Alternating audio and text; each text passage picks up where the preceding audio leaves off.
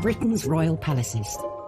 Majestic, It's absolutely dripping in history. luxurious, The White Drawing Room at Buckingham Palace is like a scene from a Disney film. and packed to the rafters with incredible secrets. Secrets that the royal family would much prefer not to be made public. From royal courtships to royal births to royal marriages and scandals, the palaces have played host to all of that. This series goes behind palace walls. The royal palaces represent the monarchy and have incredible history. We'll learn how these iconic creations were built. 16th century kings built with brick in a way that we wouldn't recognise today. This is George IV leaving his mark on the centre of London. Uncover the spectacular palace art housed within. The royal collection is vast, and I mean vast. It has more than 1 million objects spread across all of the royal palaces. Just imagine what has been collected over centuries. So this collection is unlike any other collection in the world. Discover their gruesome stories. It's an amazing insight into the royals' history, but also our common history. Frankly, if you're going to cut the head off a king, it's got to be done in a palace. And relive the recent events that shaped the modern royal family. The whole case was an absolute fiasco and a huge embarrassment. The Queen was particularly aggrieved that Harry had done it in the way that he had. This is The Secrets of the Royal Palaces.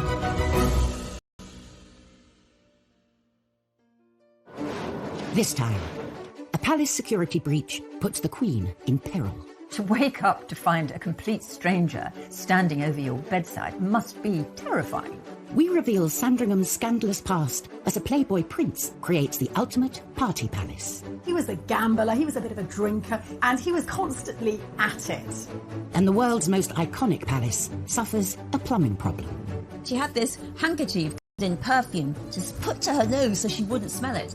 We reveal the secrets of Leonardo da Vinci's drawings hidden within the royal collection. Can you imagine the changes in the course of modern science that might have come about had we discovered them earlier? And we glimpse inside Windsor's coronavirus bubble. Like everybody, the Queen has had to make sacrifices during lockdown. Like the monarchs who have gone before her, the Queen has a range of spectacular palaces to enjoy. But she doesn't visit them on a whim. The royal year runs like clockwork. The Queen's calendar doesn't change. Every summer is at Balmoral and every Easter is always spent at Windsor. And for Christmas, there can only be one location, Sandringham in Norfolk. We think of Sandringham as all the royals getting together for their Christmas Day service and getting those iconic shots. 12th century, monarchs had spent the festive season at Windsor Castle. But this all changed when the royals put down roots at this much-loved family home.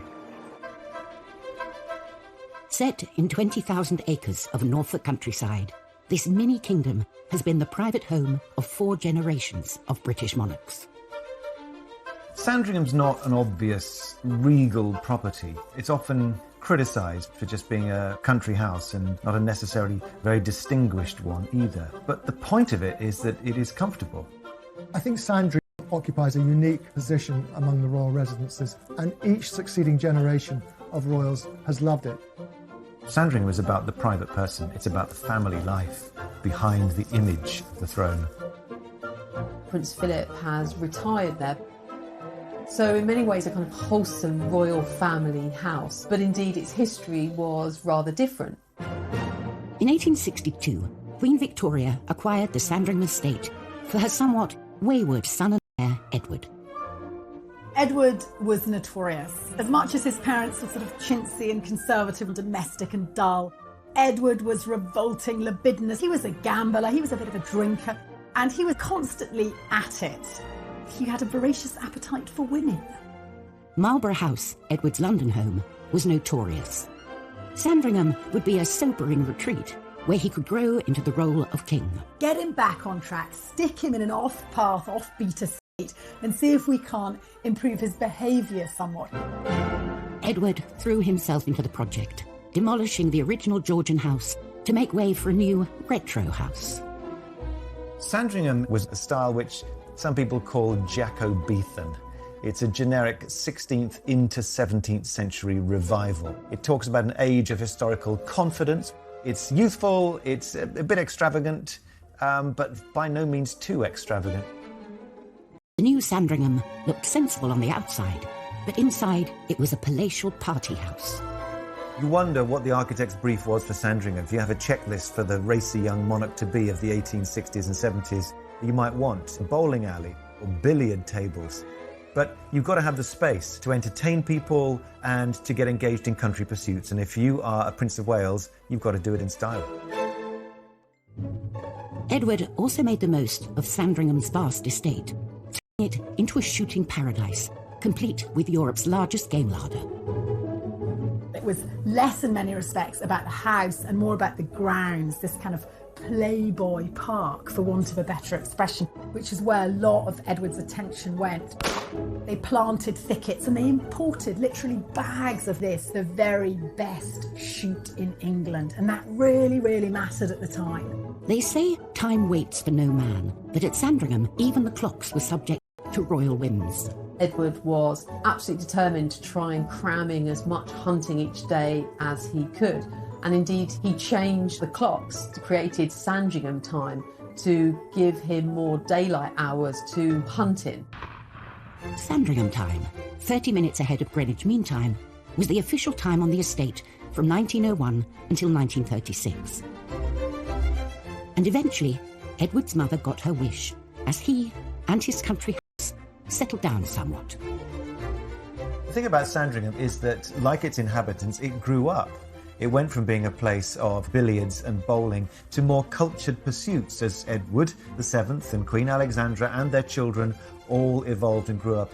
And so the old bowling alley became the Long Library, and that's where the Queen is shown when she gave her first televised address to the nation. So it's not a fixed thing, it shows a life lived. The royal palaces serve as homes, as offices, and as bolt holds away from it all. But they all share a common purpose: to keep the royal family safe. Some were built with security in mind. Windsor is a castle. It was built to do battle. It was built to house armies. It was built to protect a royal family. But the palaces are not always as secure as they seem.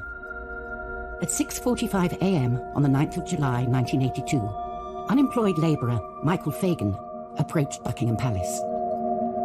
His actions over the next 45 minutes would uncover a series of shocking weaknesses in the palace's security systems. He managed to climb this 14-foot high wall. And then he climbed up a drain pipe into a window and found himself roaming free in the corridors of Buckingham Palace. It's the most extraordinary breach of security. For 15 minutes, Fagan wandered around the palace. A cleaner said good morning. I think he sat on the throne. He had taken his shoes off and had no socks, so he must have looked quite a sight. But clearly, nobody took any notice. But exactly how had Fagan evaded palace security? Apparently an alarm sensor had detected his movements, but police dismissed it. The officers in that control room had been desensitised to the alarms because there was ongoing problems by them giving the palace, and no one would have known. But his early morning jaunt didn't end there. He entered a room that would turn his trespass into a worldwide scandal. At 7:15 a.m, he found the door to the Queen's bedroom unprotected. Her security detail had gone off the night duty at 6 o'clock, and nobody else was in place. And the next line of defence, her footman, was nowhere to be seen. The footman had taken the dogs for a walk, so the Queen was there on her own. Inside the bedroom, Fagan opened the curtains and woke the Queen. The sight of this slightly dishevelled man wandering into her bedroom must have been really, really terrifying for the Queen. To wake up to find a complete stranger standing over your bedside must be terrifying. The Queen pressed the alarm bell in her bedroom. But no one came. The Queen was incredibly composed. She kept Fagan talking. She remained incredibly calm. The Queen clearly got the measure of Michael Fagan, engaged him in conversation. In fact, Fagan asked for some cigarettes. Luckily, a maid who'd been cleaning nearby entered the Queen's bedroom. The maid went to get cigarettes and and with police officers. Fagin was marched out of the palace, with everyone realising the Queen had been very lucky. It was a complete and utter disaster from a protection point of view. I mean, by very good luck, Michael Fagin did not go there with the intention of harming the Queen. But it could have turned out really badly. The impact of this break-in went much further than the Queen's bedroom. The commander of A Division was forced to resign, and several other junior officers were actually disciplined and as a consequence. Changes to palace security were made, with more armed police officers and upgraded security systems. And it seemed to do the trick. Buckingham Palace remained watertight for 20 years. But in 2003, tightened security was breached to an even more terrifying degree, when an undercover journalist revealed how easy it was to get to the very heart of the royal palace. He even served the Queen and the Duke of Edinburgh their breakfast. Coming up in Secrets of the Royal Palaces, we learn how a king lost his head in front of his palace. One moment you're decorating your palace, next moment you're executed outside it. And we uncover the groundbreaking Leonardo da Vinci drawings that lay hidden inside Windsor Castle. For about 250 years, these discoveries lay secret, hiding in the royal collection.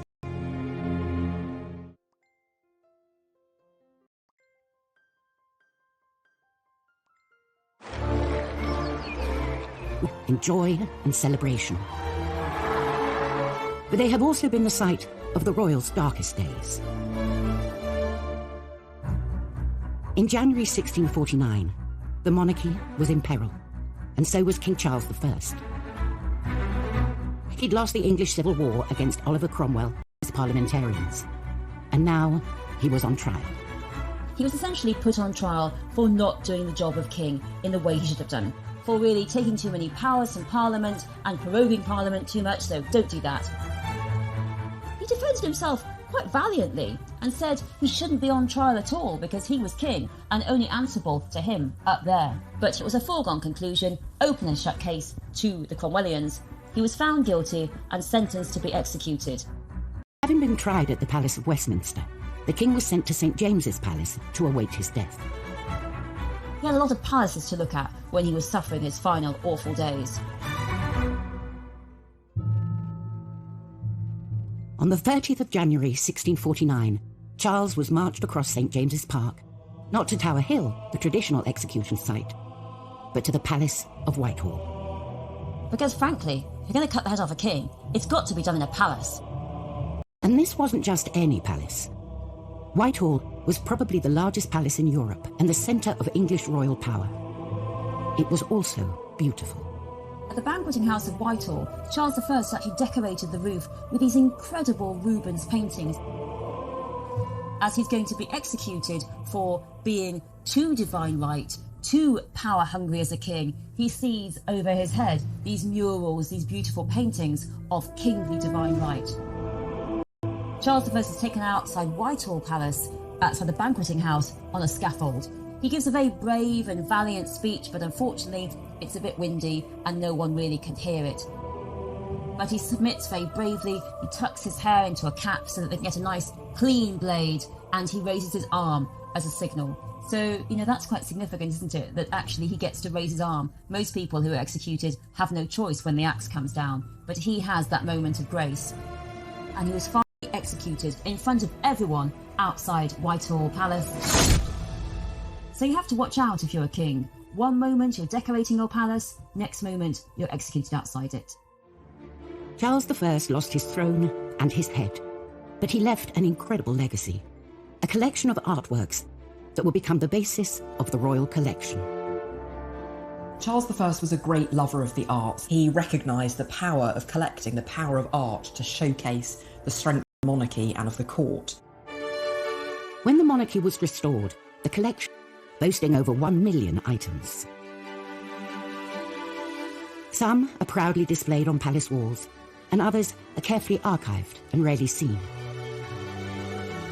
Windsor Castle's print room is home to an extraordinary collection of some 600 drawings by Leonardo da Vinci. Leonardo da Vinci has rightly been recognised as one of most incredible minds of all time. This collection was acquired by Charles II, who came to the throne nearly 150 years after Leonardo's death. Both men shared a passion for the arts and science. Charles II was known as the Merry Monarch. He had spent years in exile after the beheading of his father, Charles I. And when he came back, he was absolutely determined to invest in the arts and in the sciences. That was going to be his legacy. He founded the Royal Observatory, he sponsored the Royal Society, which was the oldest scientific institute anywhere in the world. For hundreds of years, this collection of drawings has been kept hidden at Windsor, where only a privileged few could view them, including a young Prince Charles. As a boy, Prince Charles was rather taken by these drawings and spent some time with archivists looking at them. And when he later told the family what he'd been doing, they thought it was all rather strange because, of course, they'd all been outside messing around on horses, and he had been locked inside looking at the drawings of Da Vinci. In 2019, the public were allowed a glimpse of this rare collection, as hundreds of them went on display at Buckingham Palace's Queen's Gallery. 2019 was a mesmerising moment. They'd always been lent in small numbers to individual exhibitions, but there was a huge exhibition at the Queen's Gallery. Actually, these drawings were never intended to be seen at all. Leonardo used them as his laboratory to explore new ideas, particularly in the field of human anatomy. The things he discovered were revolutionary. Really minute anatomical drawings that can still help anatomists today. For about 250 years, these discoveries lay secret, hiding in the royal collection. But can you imagine the changes in the course of modern science that might have come about had we discovered them earlier? But the drawings had still more secrets to reveal. Secrets that would lie hidden to the naked eye. Royal palaces house not only priceless treasures and centuries of history, but also the royals themselves. Keeping the palaces safe and secure is of paramount importance.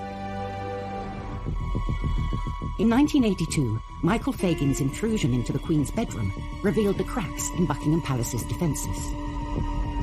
20 years later, they would be tested again, but this time the intrusion would go unnoticed.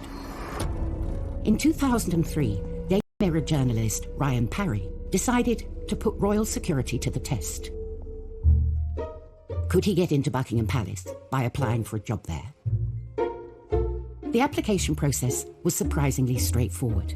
Parry gave the pub where he'd grown up in Wales as a reference. When the palace phoned, the barmaid apparently on the phone yells out to the pub, "Does anyone know this Ryan Parry bloke?" And a regular who's sitting at the bar said, "Oh, I know him, I know that Ryan Parry.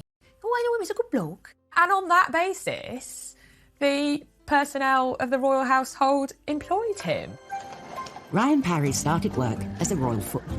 To expose the access he had, a covert Daily Mirror photographer was positioned to snap him. These images showed he was at the heart of the royal household, with no proper security checks. He was shown riding on a state coach, and even stepping out onto the famous Buckingham Palace balcony.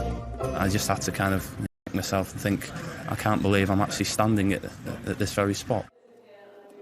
The distinctive uniform was his past. Once he'd got the uniform, there seemed to be a trust. He used his access to all areas to nose around the whole palace. He even served the Queen and the Duke of Edinburgh their breakfast, and he took photographs. It was the most extraordinary scene. They had their cornflakes and cereals in Tupperware boxes.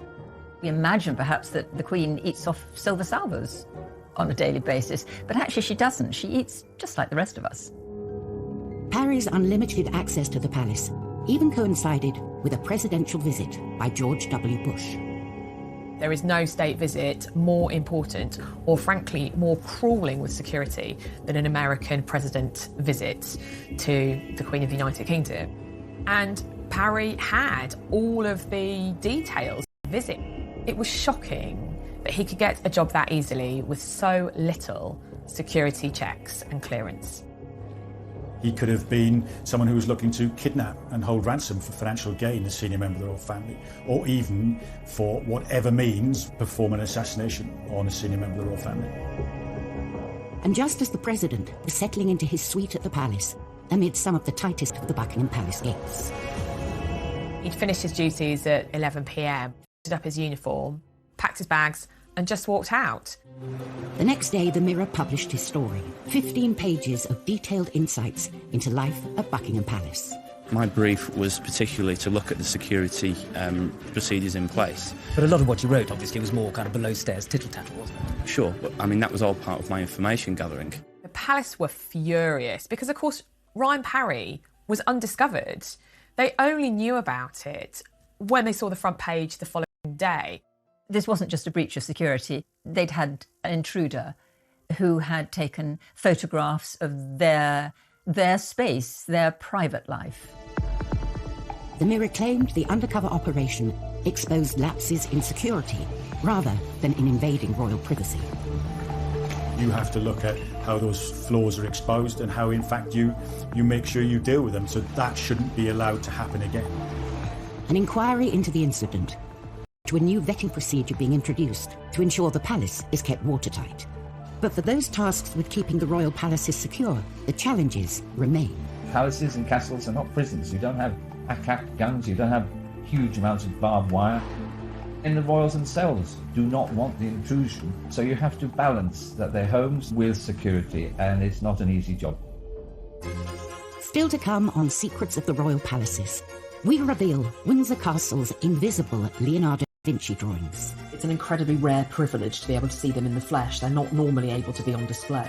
And we glimpse inside Sandringham's most private of rooms, where one Thomas Crapper spared the blushes of the prince's mistresses.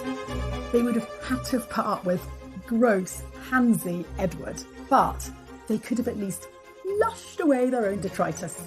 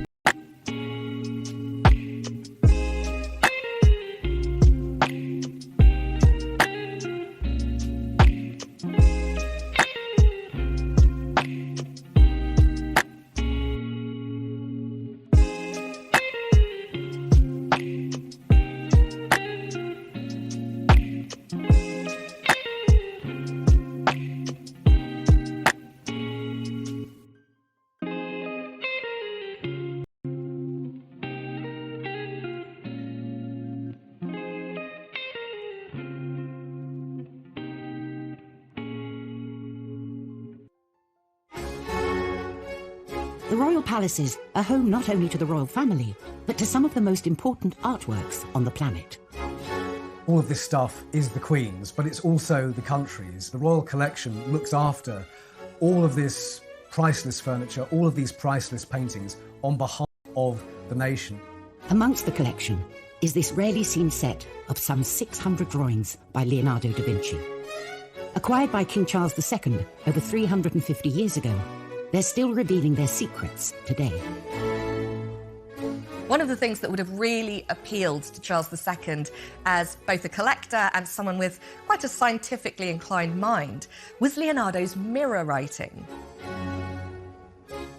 Many of the drawings are covered in a strange handwriting, and this was Leonardo's secret shorthand. It was also mirrored, so it only reads properly from right to left if you hold it up in front of a mirror. We're not entirely sure why he did it. One, he wouldn't be smudging his own ink as he went. To me, it really looks like it's coded. So perhaps he used mirror writing in order to protect his ideas from people that might wanted to steal them. But these weren't the only secrets the collection was concealing. Among Leonardo's most beautiful sketches are pieces of paper that seem like they are completely blank. Over the centuries, the drawings had faded. But under UV light, they are revealed.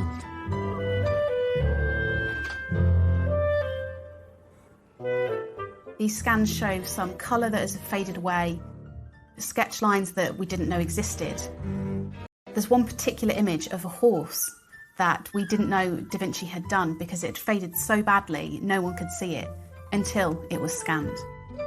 Over 500 years after they were drawn, these treasures of the royal collection are still disclosing new information. There is an intimacy, an immediacy, a modernity about them that looks to me like they could have been drawn just yesterday or today. The drawings he created are extraordinary. There's nothing else like them. The royal palaces and the artworks they contain celebrate the nation's history. But there are some moments in the past that the royals would rather forget. Buckingham Palace hosts over 50,000 visitors a year, and everything must be just so. But during the reign of Queen Victoria, the usually fragrant air was fouled by the Great Stink. A visitor to Buckingham Palace in the 19th century would have come near to fainting from the smell. It was disgusting. It was awful, and that was because the sewers, they were completely overloaded, so they leaked. And they leaked human waste all over the floor, particularly all over the floor of the kitchens. Yes, very, very hygienic. And so there's Victoria, the most powerful woman in the world, and she is living in a palace full of leaked human waste. It's completely disgusting. But it's not just Buckingham Palace that's the smelliest, perhaps least hygienic palace in the world. The whole of London is really very bad smelling, and that was literally because the sewage system wasn't up to it. And people at the time said that the Thames was actually black, and all this reached a head in the summer of 1858, which is known as the Great Stink.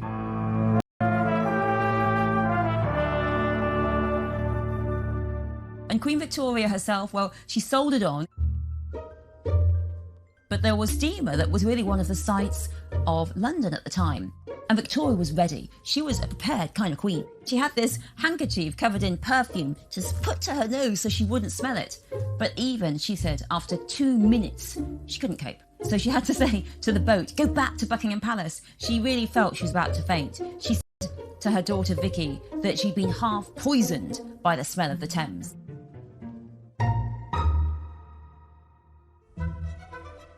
The royals might have hoped this was the end of their toilet troubles. But 13 years after the Great Stink, they faced a new sanitation issue.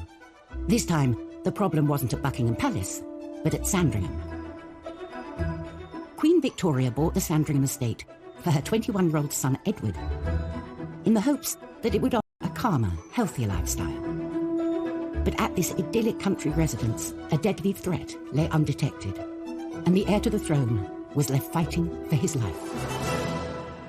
In 1871, Edward, the Prince of Wales, got really sick with typhoid fever, and it created a huge national moment of emergency. The press reported daily Edward's battle for survival. Tensions were raised because his father, Prince Albert, had died of typhoid only 10 years earlier. A great inquest was undertaken about where he might have got typhoid from. And so the issue of how to create a clean, safe, sanitary environment was something taken with the utmost seriousness. As part of the investigation into how the prince might have got typhoid, it was thought that contaminated water at Sandringham might have been the cause. The solution was for a 60-foot high tower. It had on the top of it a 32,000-gallon iron tank, which contained the water from a new spring which had been drilled. And all that fresh water then would be enough to power the taps and the toilets down in the house, but was also strong enough for 4 fire hoses to be sprayed over the roof of the place. 7 years after Edward survived typhoid, the Appleton Water Tower was completed.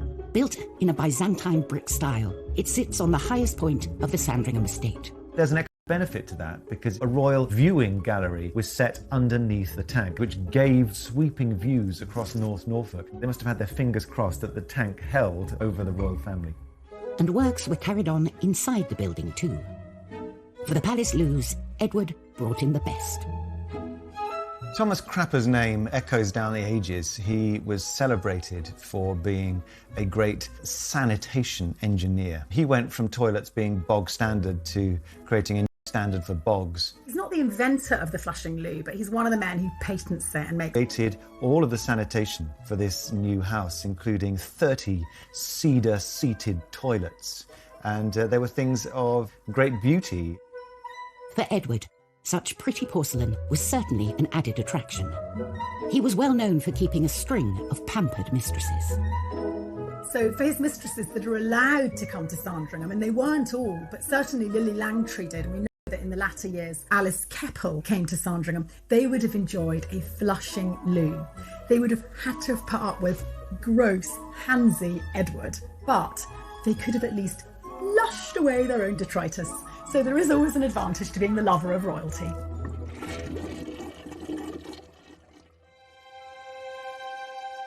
Throughout history, the British royal palaces have withstood wars, floods and fires. But in 2020, the world faced an unprecedented threat. As the deadly coronavirus pandemic took hold, palace officials scrambled to protect the Queen. Probably more important that the Queen is isolated than anybody else. The government depends upon her. So were she to succumb to the pandemic, it would be an extra crisis. Then, aged 93, the Queen and Prince Philip, almost 99, were considered at extreme risk. 4 days before the rest of the country officially locked down, the Queen left the capital and was whisked away to Windsor Castle. Having a castle like Windsor Castle to lock down in is almost ideal. It's built as a fortress. But even Windsor Castle would need an extra line of defence against this new enemy. So the royal household set up something known as HMS Bubble, sort of a social bubble, if you like, within Windsor Castle. HMS Bubble consists of a team of 22 loyal staff members who supported the Queen and the Duke through lockdown. Like everybody, the Queen has had to make sacrifices during lockdown, and she's managed to pare her staff down to just the basic 22. You know, a couple of chefs, an army of gardeners, a valet or two, some housemaids, housekeepers. I don't think she'll be making her own dinner quite yet, but it's definitely a stripped-down version of the huge amount of staff and courtiers she normally has. Before entering Windsor for their 3-week shift, every member of staff would have to undergo a week's quarantine and COVID testing. You're dealing with an invisible enemy. With the virus, it only has to come in that secure bubble that you've created. Getting it wrong is not an option. Despite the strict new measures, spirits in Windsor remained high. Prince Philip was particularly amused by the use of the phrase bubble, because back in the 50s and 60s he was referred to in some quarters as the Big Bubble, which was, of course, Cockney rhyming slang, bubble and squeak for Greek. So the first number... But even with palace doors firmly shut, the world was allowed a rare glimpse inside Windsor and the other royal homes. I'm very glad to have been able to join you today.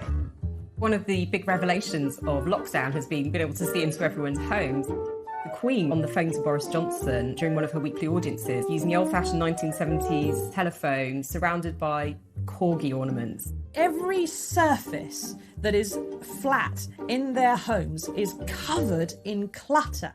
These are homes of people who never do their own dusting. She may not do her own dusting, but the Queen and her team have successfully managed to keep her palace COVID-free. Coming up on Secrets of the Royal Palaces, Prince Philip's controversial plans for Sandringham cause a royal family feud. The Queen Mother, she was horrified that a house that she loved might be threatened with demolition. And we reveal the strict protocol surrounding the royal tartan. It is the most exclusive fabric that anyone could wear in the world.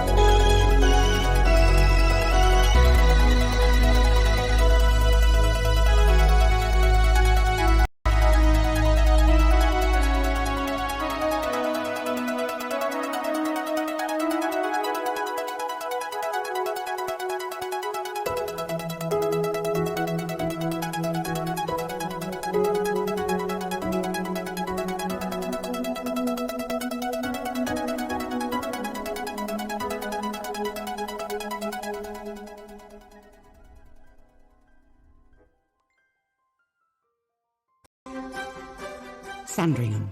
This traditional country house is much loved by the royal family, and by one senior royal in particular. Sandringham Estate is really the kingdom of Prince Philip. It was given to Prince Philip by the Queen after her accession, and the fact that he's retired there really shows that it's there that he feels most at home. But the old house hasn't always enjoyed universal acclaim. If you look at the critiques of Sandringham, it's never held up as a fine piece of architecture. In fact, it was said under George V that there wasn't one fine stick of furniture or bit of art in the place with the exception of some tapestries. Philip had his sights set on a rather radical makeover. It might surprise us to think of the Duke of Edinburgh suggesting that Sandringham should be demolished. But once upon a time he did that in 1960. If Sandringham needed to be swept with a new broom, the Duke of Edinburgh was the man to wield it.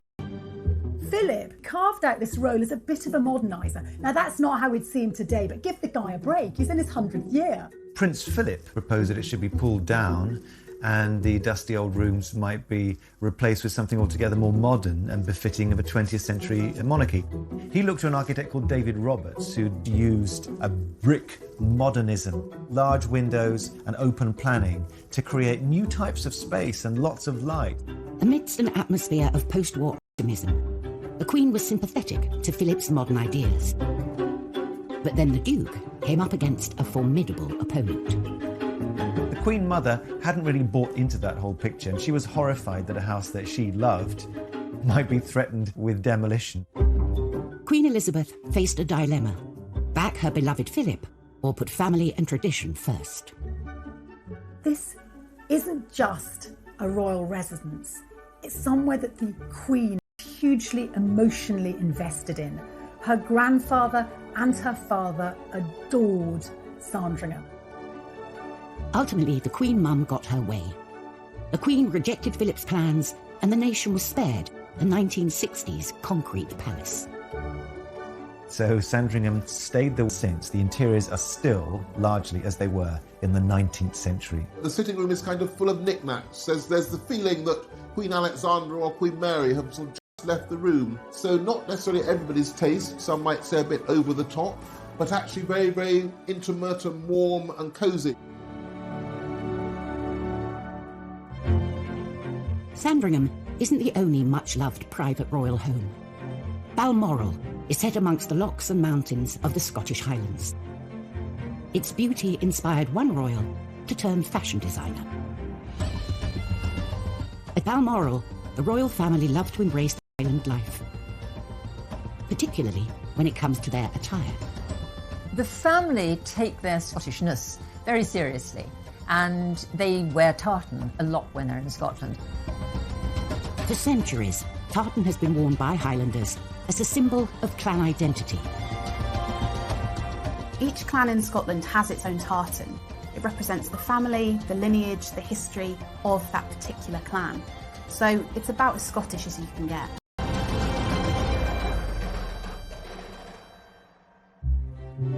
When Victoria and Albert bought Balmoral, they were keen to look the part. But as a non-Scot, Albert had no tartan. So he decided to design his own. The Balmoral tartan that was designed by Prince Albert, and it's grey and red and black. It's quite distinctive. The mottled grey background of the Balmoral tartan is supposed to represent the granite that can be found locally around Balmoral. It was slightly amended by Edward VIII, so now the version we have today is similar but slightly softer in tone. But what makes the Balmoral tartan so unique is its exclusivity. The use of the fabric has for many years been strictly controlled. The Queen is the person who has to decide if anyone else is allowed to wear it, so even those in the royal family have to get her permission. But there are a few chosen non-royals who are permitted to wear the tartan.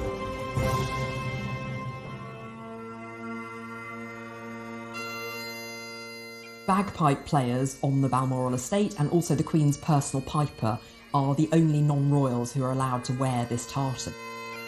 So, unless you're on first-name terms with the Queen, you're going to have to take up the pipes and move to Balmoral if you want a chance to wear this unique royal tartan. It is the most exclusive fabric that anyone could wear in the world. Next time, at Highgrove, Prince Charles turns his country residence into Fort Knox. If you ever go to Highgrove, you won't see the security. It's invisible. At Kensington Palace. Battle of wills between the Duchess and Conroy on one side and Victoria on the other. And at Sandringham, a witness from Prince Philip's crash reveals what really happened. The driver couldn't move. It was quite obvious it was Prince Philip.